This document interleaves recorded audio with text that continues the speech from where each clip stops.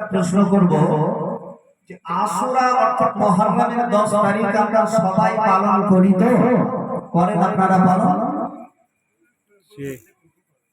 একটু জোরে সোরে বলেন, যদি করেন তাও বলেন, না করেন তাও বলেন। 10 মুহররম আমরা পালন করি তো? জি। আচ্ছা, কি করে করি পালন? পালন করা মানে কি? কিছু একটি আমল করা নাকি?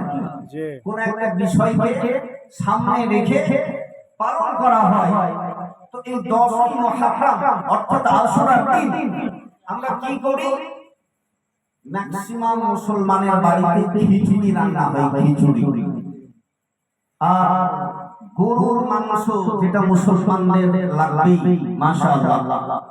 তো এই গরুর মাংস আর খিচুড়ি এটা প্রত্যেক বাড়িতেই একরকম হয়, হয় না? হয় না? আচ্ছা, এটা ছাড়া আর কিছু কি আমরা করি?